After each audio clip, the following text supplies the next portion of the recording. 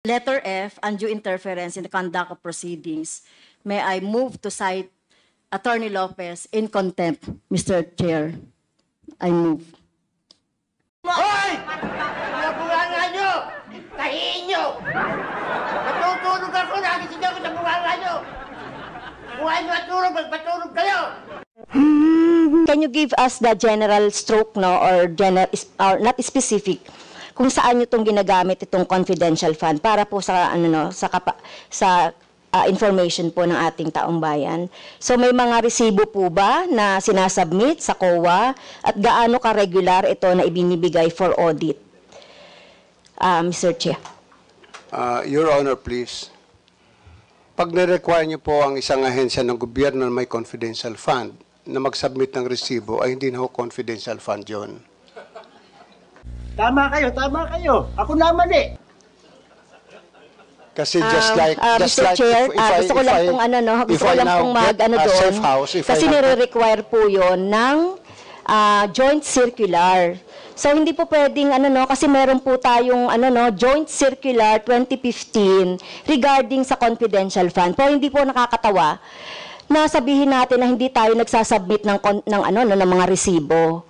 So I beg to disagree po, no. Kailangan din natin mag-follow po doon sa JC 2015. Hindi totoo yan. Bola lang yan. Parang may naamoy ako hindi maganda.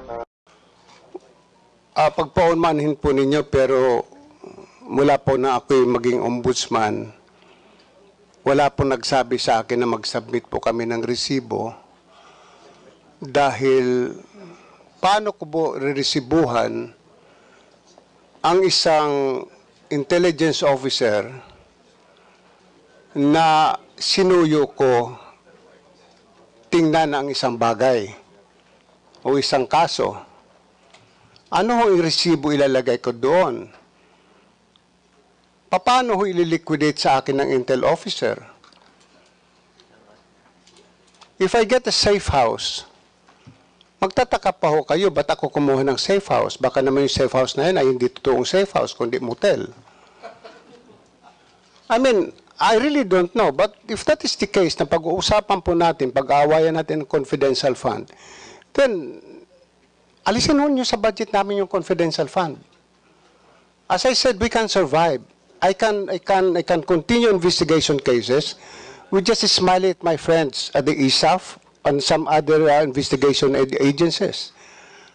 Madali lang po yun eh. I call my friends in the provinces. I call some police officers in the provinces. I ask them for their support. Kung kailangan mag-utos sila ng tao para i-verify kung totoo ito, din doon po kami gumagastos ng transportation expense ng pagkain ng tao. So paano ililiquidate po sa amin yon? Paano kami mag-submit ng resibo? Napakahirap po yata noon na mag-submit kami ng resibo. At siguro wala namang papayag din sa amin na intel officer na pag binigyan ko ng 50,000 pesos o i-liquidate mo sa akin, na tuwing sakay niya ng taxi, kung siya ay may, which I did it before, na pinamanmanan ako isang empleyado ng ombudsman, pinasundan ko, abay, siguro may hirapan yung intel officer na every now and then, bibigay sa akin yung mga resibo ng gasolina.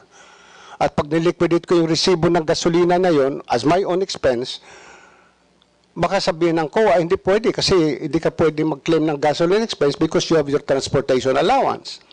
So I don't think a receipt is important. What is needed is that we make a certification, we issue a certification to the effect that we have spent the confidential fund for purposes of investigation of cases.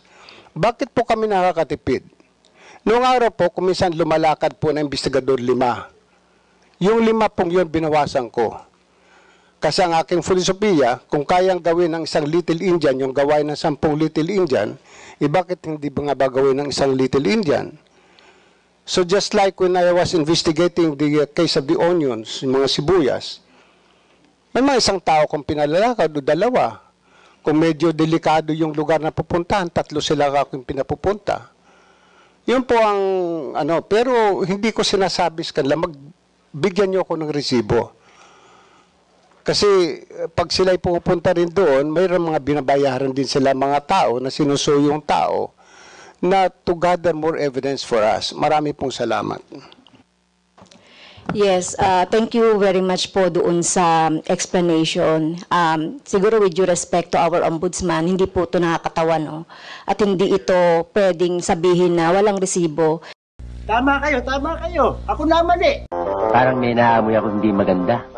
Dahil taon-taon po, nakikita natin, tumataas ang confidential fund. So kung ganyan po yung sinasabi ninyo, so baka ma-encourage ang mga lahat ng government offices na gumamit na lang ng confidential fund kung wala naman itong resibo. Kaya nga po meron tayong circular na dapat pong sundan ng ating lahat ng mga agencies. And ako personally, kung talagang mga investigation, yung ombudsman, pwede rin tayo dapat na mag-ano ng confidential, pero dapat with the proper liquidation ng mga ganito. Kasi kung sasabihin niyo na kahit wala na kaming confidential fund, so it's all right, mailagay yan doon sa dapat na paglagyan, katulad ng sinasabi niyo kanina, and other services. But to remind the ombudsman, dapat po maging observe natin yung due diligence at saka dun sa paggamit nitong confidential fund. Tama kayo. Ako naman eh. So yun lang po. At saka yung savings, pag sinasabi po natin na savings, yun nga po yung ginagawa, minsan nagdududa kami, maraming mga PS na hindi naman nagagamit, nagsisave sila, and so on. Kaya dapat magamit po ito. Parang may naamoy ako hindi maganda. President Marcos Jr. and Vice President Sara Duterte has submitted their Okay. Thank you for the information. Doon po sa Memorandum Circular Number 1, Section 6, Lifestyle Check, even without SALN. So, how often po nagko-conduct ang ombudsman ng mga lifestyle check po? So, have you conducted lately ng mga lifestyle check po sa ating mga official and government employees po? Hoy! Nabunganga nyo! Tahiin nyo! Natutulog ako, nagising ako sa bunganga nyo! With all due respect, Your Honor, mayroon lang po sana akong gustong itanong eh.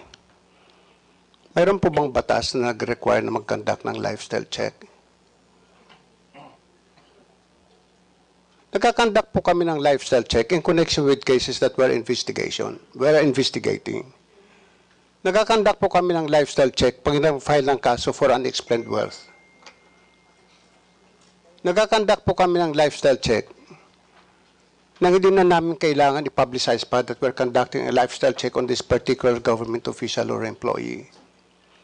But the only question is, what law has been violated?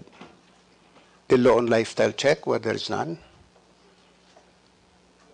Or shall we proceed to forfeiture when we find that the properties of this particular government official or employee is not commensurate to his salary? Which again is debatable. Marami po sa ating maraming pera o maraming ari-arian na maring not commensurate sa kanyang income. Pero lingid sa ating kaalaman, yung asawa ay nagdinegosyo. Lingid sa ating kaalaman ay nagbabayad naman pala ng tamang buwis.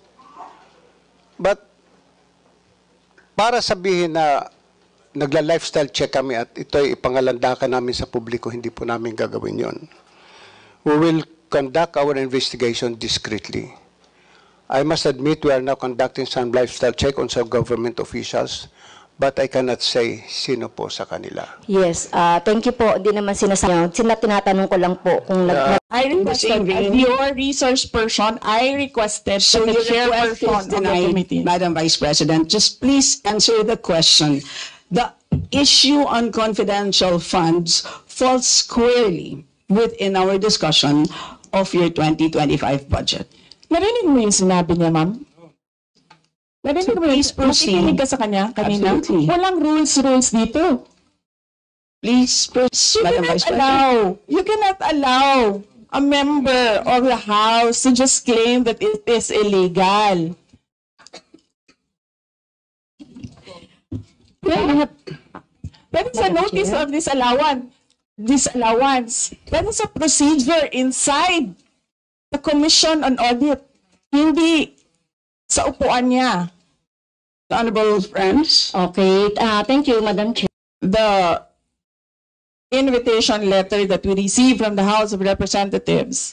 Dear Vice President Duterte, the House Committee on Appropriations will hold briefings, hearings on the budget proposals of various departments, agencies, and corporations relative to the fiscal year 2025 National Expenditure Program as the basis of the fiscal year 2025 General Appropriations Bill.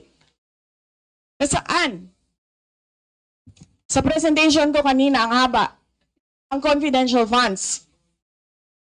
Chair, the subject of this hearing is the OVP 2025 budget proposal.